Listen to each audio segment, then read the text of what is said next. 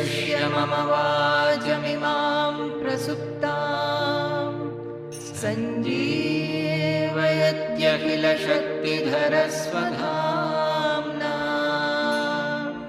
अन्यांश्च हस्तचरणश्रवणत्वगादीन् प्राणान्नमो भगवते पुरुषाय तुभ्यं प्राणान्नमो भगवते पुरुषाय तुभ्यम्. You know that the university, the oldest university we know on the earth, that is in Pakistan, Takshashila. It is BC, much before the 500 BC or so. It is Buddhist and Hindu period both together. In that Takshashila, there were 4 gates. And at the 4 gates, there were 4 Dwarapalikas, that is sentries. What was the quality of the sentries? Anybody entering the university gate will have to defeat him that is, answer all his questions. That is, to enter the university, you need a certain erudition and panditya. You have to answer through which you are entering. Suppose you are entering through the northern gate, you have to give your interview at the Prahari there.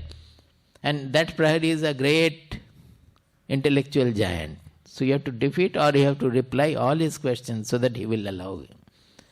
It is amazing, even so many stories, not stories, real facts are there. More and more we read, we will be astonished that how such a civilization was there.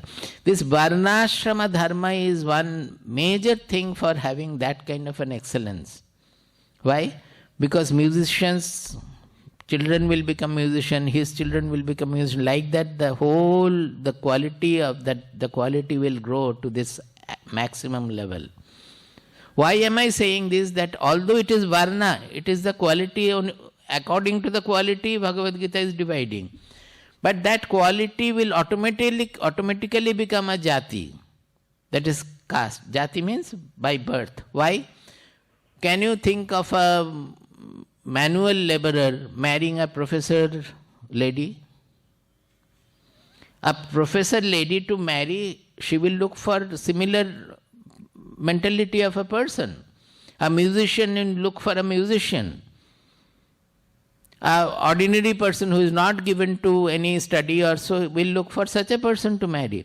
So if 2 similar persons marry, then what will be the children? That kind of quality will be going further. So when the 2 musicians marry, the music in the next generation goes to a higher level. If 2 erudite pandits, they marry, the erudition goes to a higher level in the next generation. And further it will go on, further progressing, because that child also will marry. In general, there will be exceptions that we are not considering. In general, that is how each quality will excel in its field because of this Varna becoming a jati, turning into jati. That is, earlier it was only depending on the qualities, but because the similar qualities will marry, very soon in 4-5 generations it will become by birth, those qualities will become. You see that the musicians, children, they start singing or giving tala from the age of 1. They will have all these things. By the age of 5-6 they will sing beautifully. Whereas in many cases we are struggling at the age of 50-40 also. No surah comes out of it. It is impossible to have a surah from us. It is only because of the heredity that qualities are always becoming like that. So whether these names are there or not, this kind of thing is there everywhere. Even in America also, a professor is marrying a professor. A manual laborer is marrying a manual laborer. A Raja is marrying a Rani, like that. Everywhere it is so. But here, this was based on certain categories and karma. That is why these 4 divisions were very important. That the karma of a person was according to the Varna.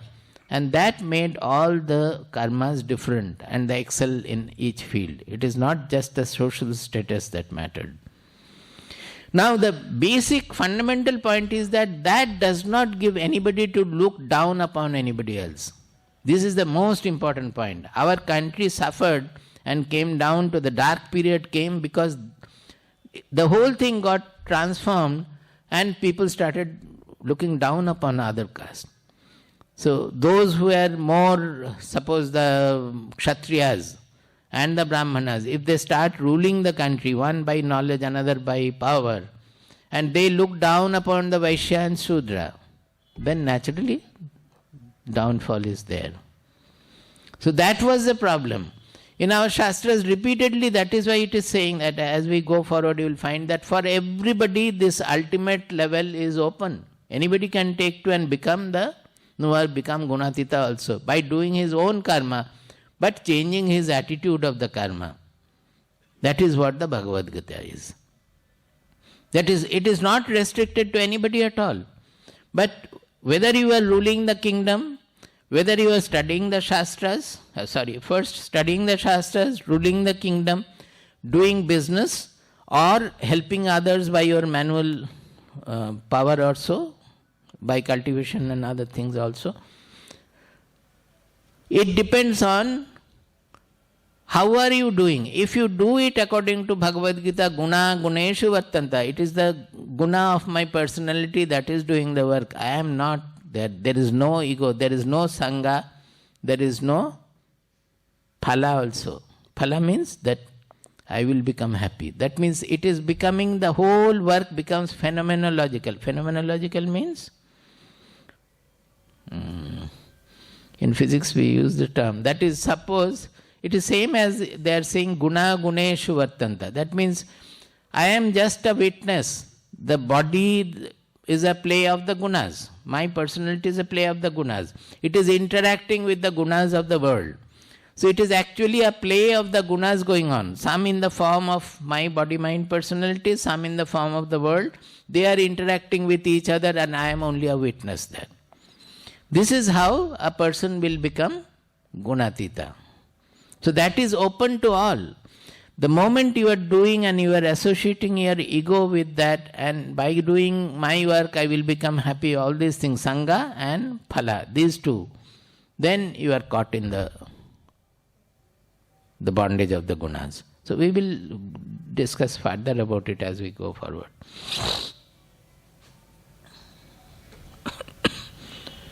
So we have to remember that Swabhava is there are two aspects. One is same for all, and when that Swabhava expresses or manifests through our body, mind, personality, then it takes the color of that body, mind, personality. Accordingly, the Varna Vibhaga also comes.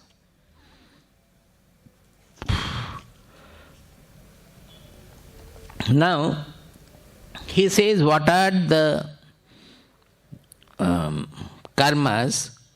He said karmani pravibhaktani. The karmas, the activities have been divided following what? Swabhava prabhavair gunahi. According to the gunas acting in their personality, according to their natural tendencies. For that the division is Shamodamastapashaucham Shamodamastapah shaucham Kshantirarjavamevacha Kshantirarjavamevacha Shamodamastapashaucham Shamodamastapah shaucham Kshantirarjavamevacha Kshantirarjavamevacha Jnanam vijnanamastikyam Jnanam vijnanamastikyam Brahmakarma svabhavajam. Brahmakarma svabhavajam. As they were categorizing Sattva-guna, Rajoguna, Tamoguna in all the cases, all aspects of life, now he is saying that these are the activities of a Brahmana. Brahmana according to his natural tendencies. So the karma also is following which karma will be best done with his natural tendencies. That is SRT. Sattva-guna followed by Rajoguna followed by tamoguna. Shamaha, that means complete calmness of the mind. That is control, you can say, but control there is artificiality. It is not control. It's a disciplined mind, you can say. Very disciplined, peaceful, calm, poised mind. Damaha, that means the indriyas, the sense organs also are under control. They will not misbehave. Tapaha, they will be always given to tapas, tapasya, austerity. What is the meaning of tapas? Austerity means generally by birth we are given to our lower tendencies. That is, our sense organs are always slave to the worldly attraction, repulsion. We call it austerity when we prevent the flow of the lower nature to degradation and becoming more and more slave to the object. Suppose I am given to lot of overeating or preferential eating also. The austerity will be to fast one day at least. What happens by that? I am controlling my eagerness always to eat or eat this, eat that. So one fasting is an austerity for that. Similarly, if I am given to too much speaking, that always speaking, for everything I have a solution and everywhere I go on, bug. So the austerity will be maunam. At least one day you keep silence. But generally they will start writing, giving slips to people. So that means the mind is still, it is not silent. But austerity means wherever we check that what is our tendency to go according to the slavery of the objective world, we restrict, that is the austerity. Meditation is a kind of austerity. Reading Shastras, normally we will not read, we will read only novel or so where our other sense satisfaction is there. But to read a Shastra is an austerity because you have to hold your concentration on something which you do not like initially. That is, doing what you normally would not like is an austerity. Normally would not like to do. Or when you do not like to do, you have to do, that is an austerity. Every time before going anywhere, not only Jamshedpur, whether it is Delhi, Malaysia, USA, wherever, before going, I have told this, I start almost crying. I can say crying also. I don't feel like going anywhere. So it is very difficult to make me finally go. After going, I am all, okay, as long as I am outside, it is okay. But before we take the step, it is really, and Swamiji says, Nutun, what else shall we do? This is our austerity. Do I like to go anywhere? I have been doing this throughout my life. Oh yes, hum bhi jayenge, Immediately, because Swamiji says that he has been doing throughout his life for 65 years or so as an austerity, and this is what a sannyasin should do. In olden days, the sannyasins will go through the villages and all, walking through, and whatever they see, they meet, their influence will be like that. Now in this world, it will not happen. So we have to go by plane and go to a place. It is a different kind of a parivrajana, but it is a parivrajana for us. Go and meet people. We go to other places so that those who need this knowledge, they will have the exposure. That is the fundamental thing. That is an austerity for us.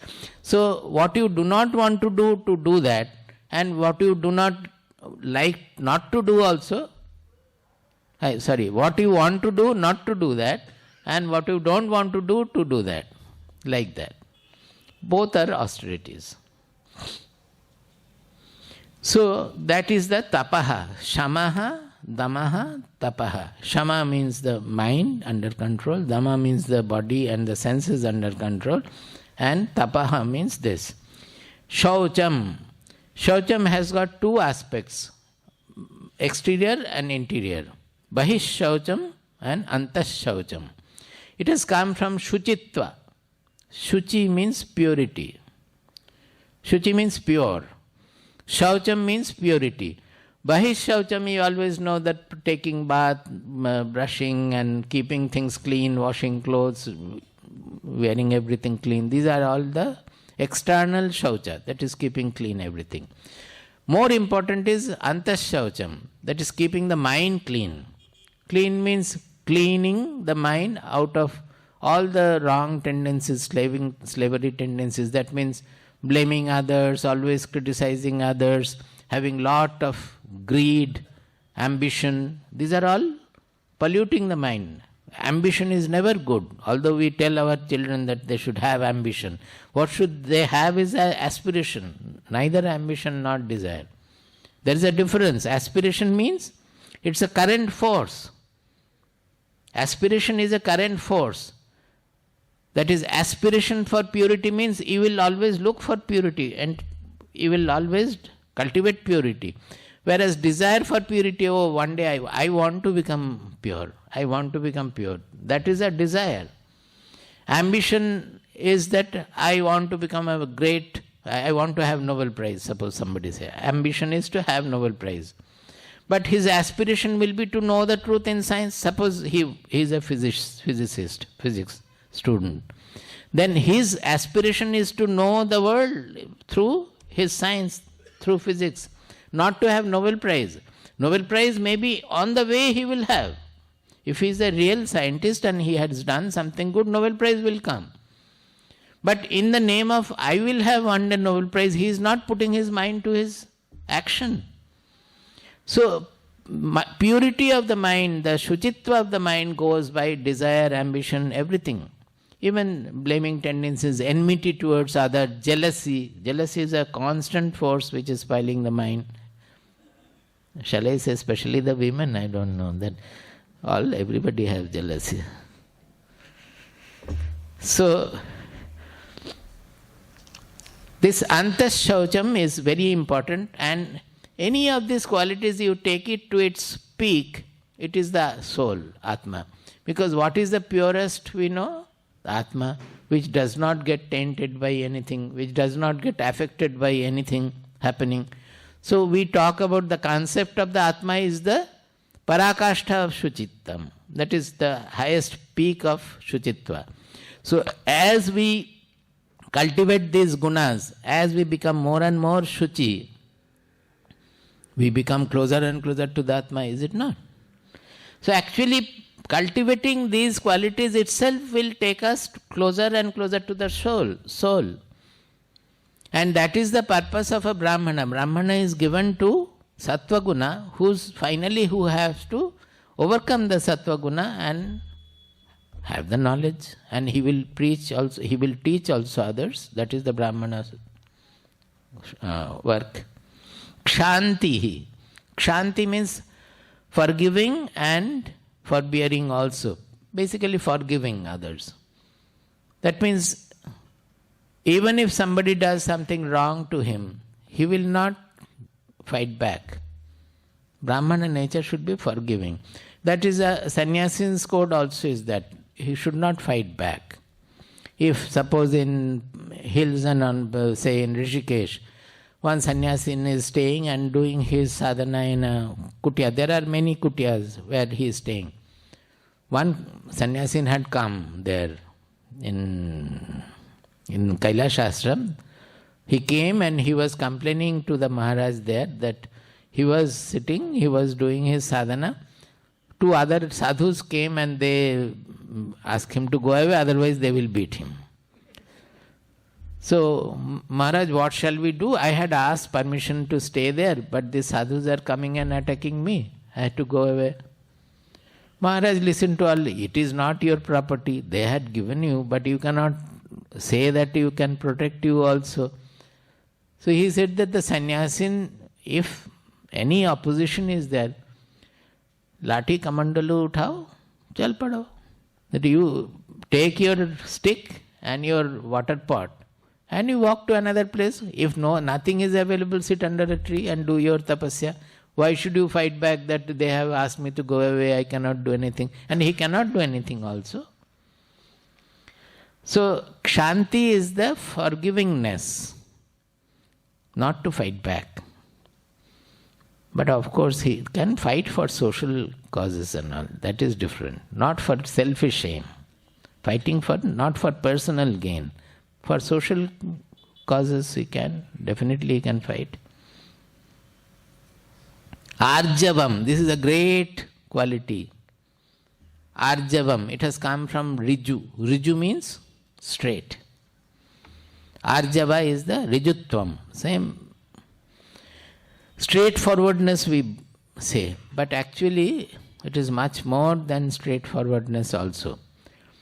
It is being true to oneself. No covering, no deceit should be there. Arjavam, whatever he is, he will openly present himself like that. There is no cover up, there is no deceit, there is no trying to impostor, we say, disguise oneself or to present in a different manner. We are always presenting us in a different manner. Even in the ashram also, we are afraid that if our guru comes to know of my bad qualities, then I will be degraded in his value. Or he will not love me as he otherwise will. These are all misunderstanding. It is never so. The more we open ourselves before the guru, the more lovable we become. The discipleship means absolutely unrestricted openness, straightforwardness, openly. So this is a Brahmana Sabhava, that a Brahmana should have all these qualities. According to that, he will do the karma, the whatever activities he will do. Jnanam, Vijnanam. Jnanam means erudition, knowledge, practice of knowledge. Vijnanam means realization also. If you just remain with the Vedic knowledge, doing rituals and all, you are not fulfilling your Brahmana work, Brahmana, status, or Brahmana activities. The Brahmana life you are not fulfilling if you remain a priest and remain only with the rituals or so. Because all the Shastras you are using for your purpose, the objective of the Shastras is to make you a knower of truth. So at the right point you should try to make your jnana vijnana. Vijnana means the realized truth. It is not taken from the books only. It's not erudition, but realization, actualization of the truth. Astikyam. Astikyam generally we say one who have faith in God. Actually it is not just faith in God. It is faith in the Guru Vakya and Shastra Vakya. That's mean having the Shraddha on Guru Vakya and Shastra Vakya. That is whatever truth has been spoken of, having enough of respect and value for that. These are the Brahma Karma Swabhavajam. That means a Brahmana by Varna, according to the qualities, if somebody is a Brahmana, his life should manifest these qualities. Through his actions, these are the qualities to be manifest. So you can naturally see that he cannot become a businessman proper. Because in the business, you have to, they say Satyanrita, Vaishya Dharma is Satyanrita. That means, suppose your material is not very good and there is some defects in it, are you going to openly tell your customer that no, this defect is there? Will anybody buy your product then? Even in getting your daughter married, if you first of all tell all the durgunas or the defects your daughter has, will your daughter ever get married? You have to cover it up, say the gunas. If they ask, then you have to tell the truth. That is different. But you have to cover up. You cannot be an open book like as they are saying Arjava and all. It cannot be like that. Shamodamastapa shaucham. Shamodamastapah shaucham. Kshantirarjavamevacha. Kshantirarjavamevacha. Jnanam vijnanamastik. Jnanam vijnanamastikam. Brahma karma swabhavajam. Brahma karma swabhavajam. Shauryam tejo dhrutirdakshyam. Shauryam tejo dhritirdakshyam. Yuddhe chapyapalayanam. Yuddhe chapyapalayanam. दानमीश्वरभावश्च दानमीश्वरभावश्च क्षात्रं कर्म स्वभावजम् क्षात्रं कर्म स्वभावजम् शौर्यं तेजो शौर्यं तेजो धृतिर्दाक्ष्यं धृतिर्दाक्ष्यं युद्धे चाप्यपलायनम् युद्धे चाप्यपलायनम् दानमीश्वरभावश्च दानमीश्वरभावश्च क्षात्रं कर्म स्वभावजम् क्षात्रं कर्म स्वभावजम्. Who is the right type of a kshatriya? Shauryam. Shauryam means parakrama. That means valor. We can say valor. Shauryam. Because kshatriya, what is his duty? He has to protect truth. He has to protect the society. So he must be righteously courageous to fight, even to die also if necessary in the yuddha. So he must have enough of valor. If the kshatriya becomes timid, then the country will suffer. Even there is a theory, there is an observation. How much it is true, I don't know, because to know a motion of the society, there are various factors play. But this is also one factor which has played, that we became easily invaded by other people. We became paradhina, that means, what is the English of paradhina? Subordinated by the invaders. Because by that time our Kshatriya clan had lost their valor. The Rajas, and they had done some mischief also by, we say that Mirzafar was the, what is it called? Traitor. So all those cunningness and various things had come. And particularly it is said that you know that Ashoka, who was a great valorous king, who in the war he got so much affected by the killing and all, finally he became a Buddhist. And after Ashoka, he was such a great king, everywhere the kings started becoming Buddhists. They were all sworn into Buddhism. Now Buddhism at that time was very much given to ahimsa, was the main. Ahimsa was the main dharma for them. So for a kshatriya, ahimsa cannot be the main dharma. He has to punish the bad people, otherwise the bad people will sit on the shoulder of the good people. The good people will suffer. If you read Yoga Vasishta, everywhere you will find this, that a Raja, if he is too good, he is very sattvic, he will not be able to rule the kingdom, because he finds it very difficult to punish people. What will happen to his family? What will happen to his wife? He will start shedding tears. How can he give capital punishment to such a person? So many Rajas left the throne because of that, not being able to bear the Raja Dharma. That Raja Dharma is considered to be very, very penalizing. So they left. And there is a story of two Rajas like that. They left and one got in touch with a Mahatma and then attained this knowledge which makes one Trigunatita. That from the Sattva Guna predominance he became Gunatita. And he came back and again ruled the kingdom without any problem. That is why in our country the Rajarshis were essential, because good kings only becoming good, they cannot rule the kingdom properly. They have to become Raja Rishi. They have to know the truth and have to become Gunatita to rule the kingdom properly.